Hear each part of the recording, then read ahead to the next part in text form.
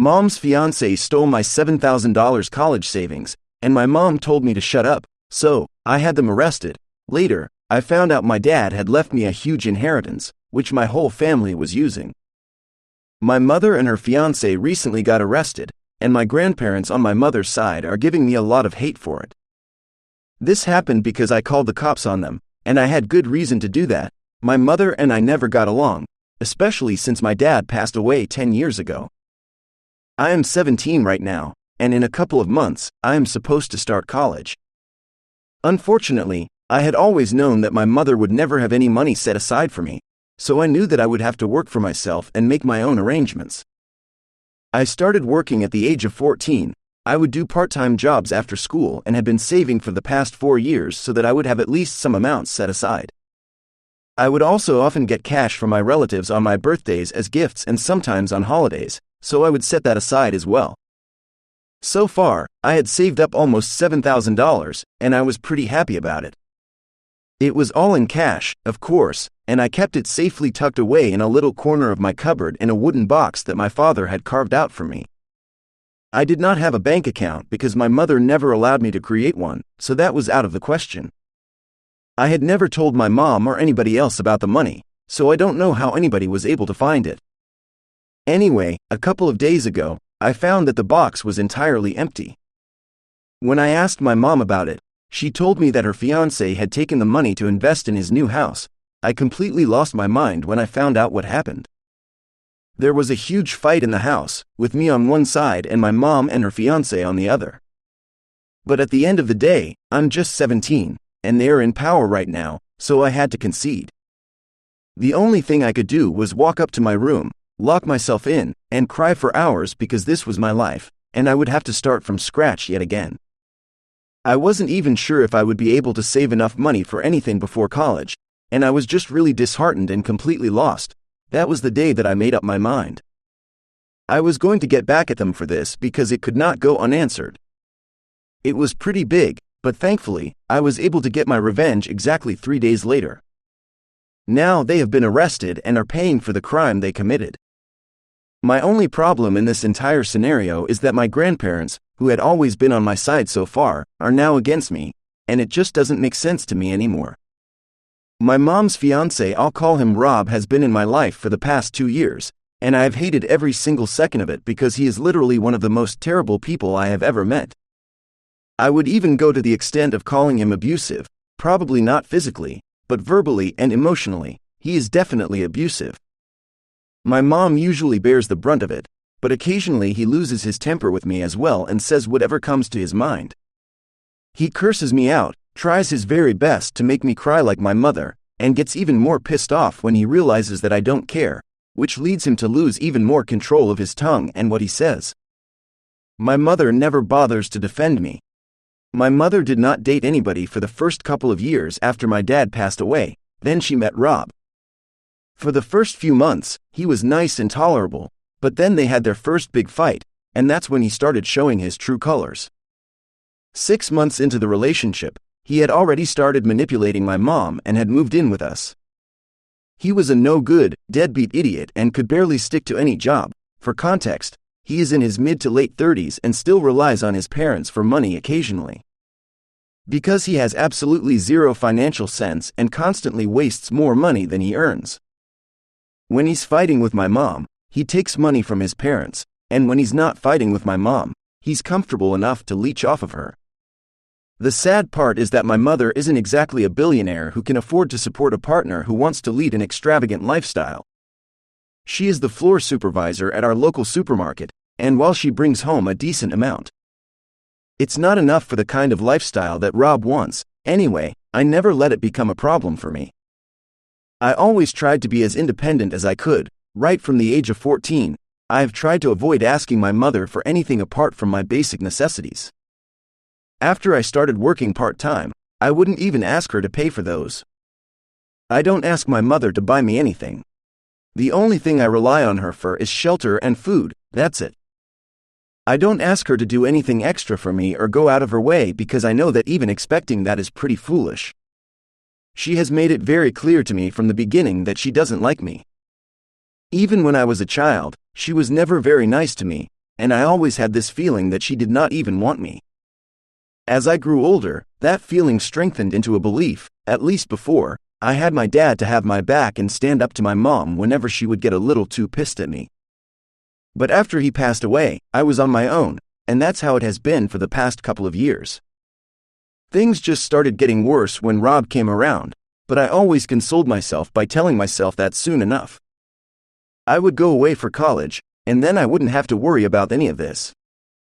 Now that seems bleak and unlikely to happen. For the 3 days after my money was taken away from me, I just stayed in my room and did nothing because I was so depressed. The day after I learned that all my money had been taken away from me, we moved into our new house. I did all the work I was required to do, but I did not speak to either of the two people living with me, and they did not seem any worse for it either. On the third day, my mother told me that I had to get dressed in the evening because they were hosting a housewarming party. I started screaming at her and told her that I was not going to do anything of the sort because she had taken my money from me. The only reason they had been able to seal the deal and buy this house was because of the money they had stolen from me. That really pissed my mother off, and she told me that now that we were finally living in our own house and not a rented place, I should be happy for them. She said I needed to just suck it up and let this one go because I owed them for life anyway, referring to the fact that she had raised me, which doesn't even make sense. Because that was something she was legally bound to do, it was not like she did me any huge favors. As for the house, it was too big for the three of us anyway. I knew that they had bought this house just to impress everybody with their upscale address and spacious home. I was really upset that day and did something I hadn't done before. I decided to call up my father's parents. It was kind of complicated because after my dad passed away, my paternal grandparents had sort of distanced themselves from our family. I guess it was too painful to keep in touch. I don't know why they had just cut ties with us, and we were not on speaking terms anymore. But I still had their numbers, and I decided to call them as a last resort. My maternal grandparents, whom I had a better relationship with, were actually kind of neutral in this context.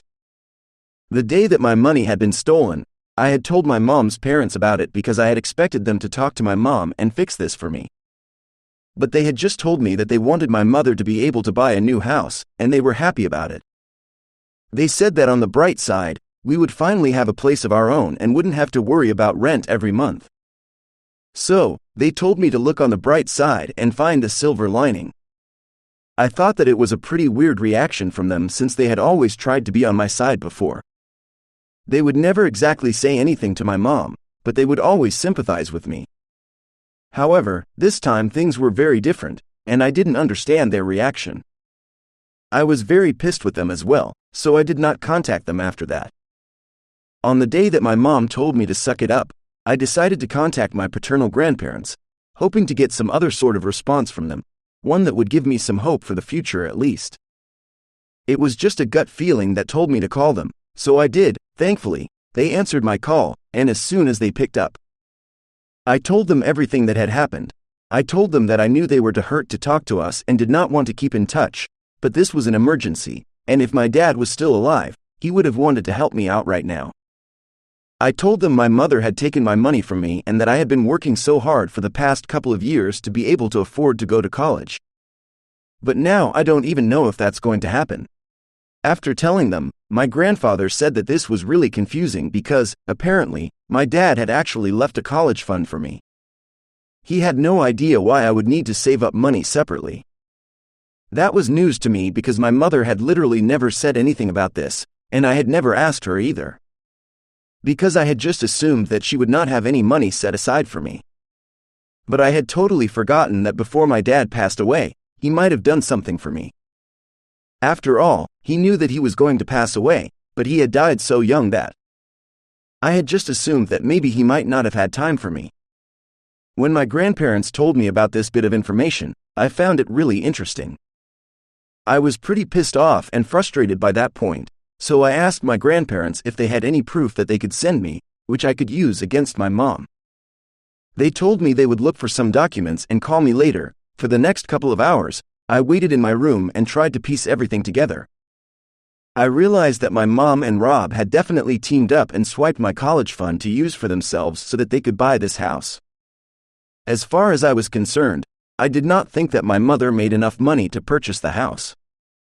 As for Rob, he had not been employed anywhere for the past 3 months, so I highly doubted it was within his means to buy a house like this. I just needed something to confirm this, and then I would report them to the police. After waiting for a couple of hours, my grandparents finally reached out to me and sent me photos of some documents.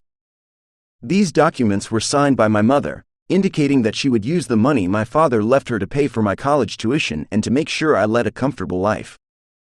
I literally laughed out loud when I read that because she had done everything but ensure that my life was comfortable. In fact, I think she went out of her way to make my life more uncomfortable. Anyway, she had signed those documents, and it really pissed me off that my grandparents had never brought it up before. They had just dropped me after my dad passed away, and everybody had abandoned me. My mother had never really been there for me, and my maternal grandparents tried to be there for me, but I think it was all an act. My dad's parents were too caught up in their own grief to care about me. When I asked my grandparents why they had never shown these papers before, their excuse was pretty lame. They told me they had kind of forgotten about it after my dad passed away, and at the time, I was too young anyway. Once I got older, we were not on speaking terms anymore, and it had slipped their minds because they were getting older as well.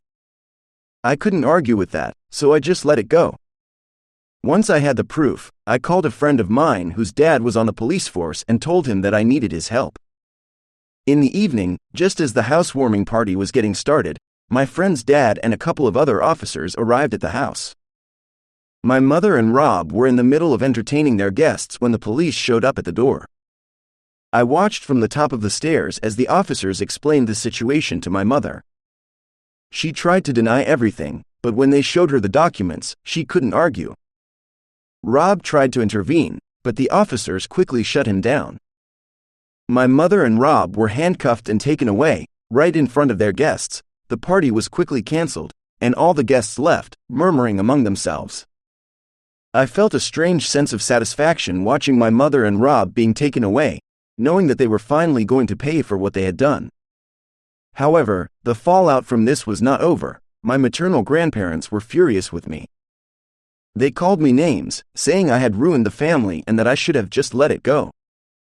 They couldn't understand why I had to make such a big deal out of it, but I didn't care.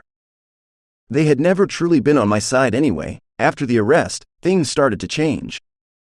My paternal grandparents stepped in and took me in. They apologized for not being there for me before and promised to make it up to me. With the inheritance money my father had left me, I no longer had to worry about my college tuition. I was finally free from the toxic environment my mother and Rob had created.